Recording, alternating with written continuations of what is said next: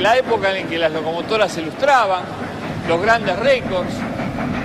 Fue la época donde se hicieron las grandes construcciones, donde se construyeron los grandes ramales.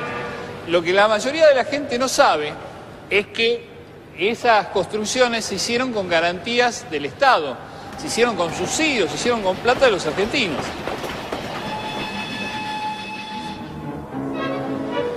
Las grandes obras son, por ejemplo, la estación de Retiro, la estación de La Plata, la estación de Constitución, que se hizo 2 veces. Grandes estaciones, grandes palacios, que muchas veces eran mucho más de lo que necesitábamos en ese momento, que justificaban hacer balances donde se mostraba que perdían plata. Entonces el Estado ponía la diferencia. Todo eso constituye una época donde los argentinos, a través de los ingleses, nos dedicamos a tirar manteca ferroviaria al techo. Eso se mantiene hasta los años 30, cuando sobreviene la crisis del capitalismo, que hace que empiece a decaer el periodo inglés. Con el golpe militar del general Uriburu, llega la década infame. Frente a la corrupción, se alza la prédica del grupo Forja. El investigador Raúl Scalabrini Ortiz denuncia los subsidios a las compañías inglesas y plantea la nacionalización de los ferrocarriles.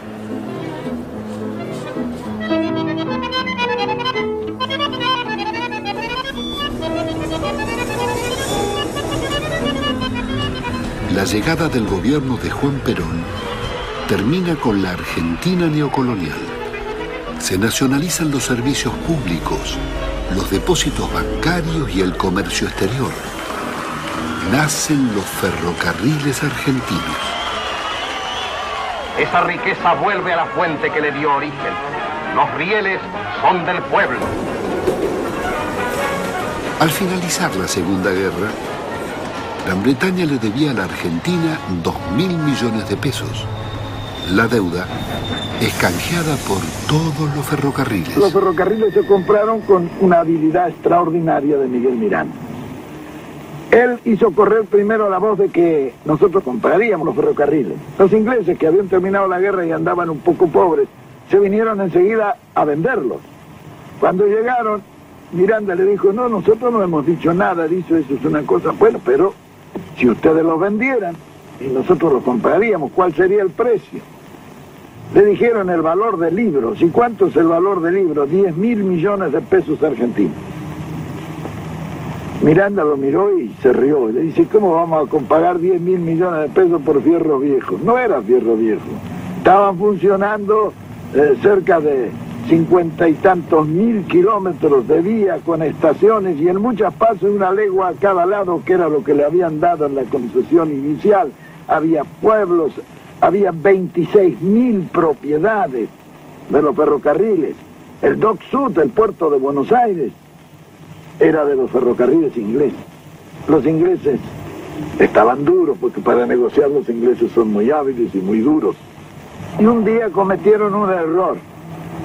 Lo vieron a Miguel Miranda y le dijeron: vea, si ustedes nos pagan 6.000 millones por los ferrocarriles, nosotros le depositamos a usted y a Perón en un banco que ustedes nos indiquen 100 millones de dólares.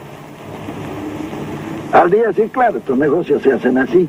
Al día siguiente Miranda a Diana ya estaba golpeándome la puerta de mi pieza en la residencia y me dijo: vea, general, ya está listo este negocio, lo vamos a sacar porque si nos ofrecen una coima para que le paguemos 6.000 millones, porque no valen los 6.000 millones. Bueno, siguió discutiendo y un día viene y me dijo: bueno, está cerrado el asunto.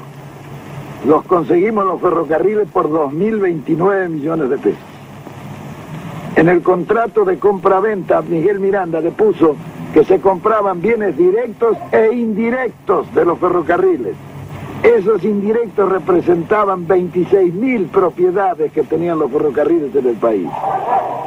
Esto no se dieron cuenta los ingleses cuando se hizo el contrato de compra-venta. Por eso Mr. Eddy, cuando se firmó, se desmayó.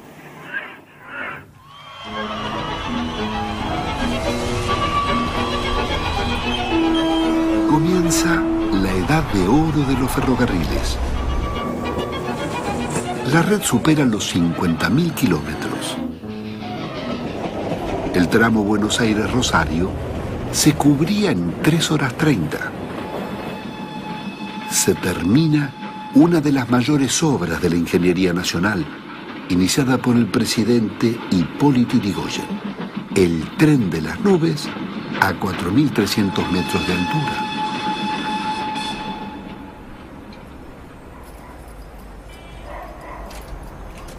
Yo vengo del ferrocarril, de los terraplenes, porque mi viejo era un ferroviario nómade y el patio de mi casa era el mismo patio que tenía la estación, junto con todos los ferroviarios, y ahí jugábamos con las locomotoras de verdad.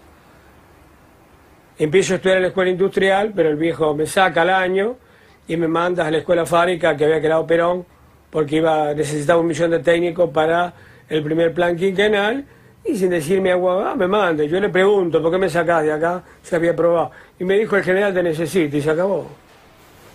Me da la ropa, me da la camisa kaki, me da los zapatos méritos, me da los útiles, me da todo. A partir de ahí empecé a estudiar y empieza el amor de los materiales. Había que aprender y estudiar el laberinto de los números, porque si nosotros no estudiábamos las matemáticas, jamás íbamos a comprender por qué el metal vuela, por qué el metal flota, y por qué el metal se desliza sobre los rieles. El gran mérito del ferrocarril argentino es haber formado las escuelas, que el menemismo fue lo primero que rompió, ¿no es cierto? Tanto la Escuela de Técnicos Ferroviarios como la Escuela de Ingenieros Ferroviarios, ¿no? Entonces nosotros desde nuestro país podíamos generar la mano de obra y la inteligencia para manejar nuestra propia empresa. ¿Qué estás haciendo, Norberto? Estoy trabajando con un protector para una bomba sumergible. Es un equipo que diseñamos nosotros que reemplaza a un equipo comercial que cuesta como 5.000 pesos, con un desarrollo a partir de tecnologías sencillas. La idea con esto es, con tecnología que tenemos disponible, generar soluciones más sencillas, más baratas y que satisfacen nuestro problema. Un poco lo que hacíamos en ferrocarriles.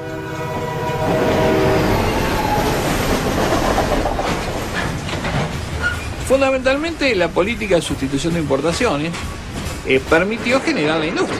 Los vagones de madera de esa época los traíamos de Inglaterra, hasta la madera, hasta los tornillos traíamos de Inglaterra. Bueno, empezamos a fabricar tornillos, empezamos a fabricar las tablitas de madera, empezamos a reconstruir los vagones que teníamos de la época de los ingleses y después empezamos a fabricar vagones acá. Después de esos vagones construimos coches, después de los coches hicimos coches con aire acondicionado.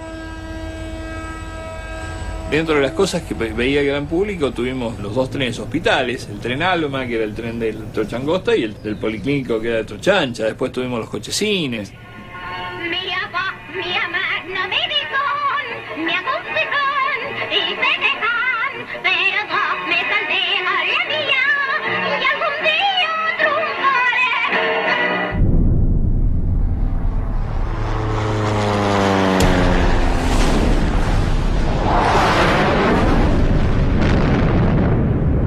El golpe militar de la llamada Revolución Libertadora viene a destruir el modelo de desarrollo autónomo del peronismo. Pone en ejecución el plan económico de Raúl Prebisch y el país ingresa en el Fondo Monetario Internacional y la Junta Interamericana de Defensa.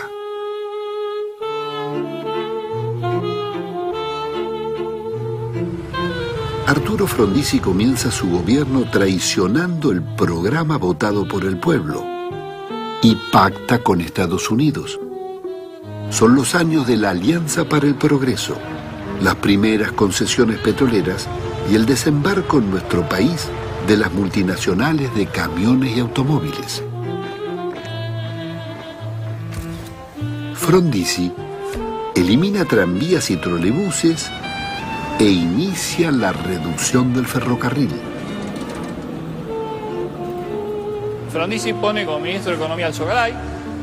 Sogaray hace un viaje a Estados Unidos, se entrevista con el general Larkin, que era un general del ejército americano que en ese momento estaba trabajando para el Banco Mundial. El general Larkin le ordena, le da un plan para llevarse a cabo para reordenar nuestro sistema de transporte. En ese plan, lo medular de ese plan era destruir el sistema ferroviario y reemplazar la vía por carretera. Significa el corte de 5.000 locomotoras de vapor que se chatarrearon. Nosotros en esa época teníamos totalmente desarrolladas las locomotoras de vapor.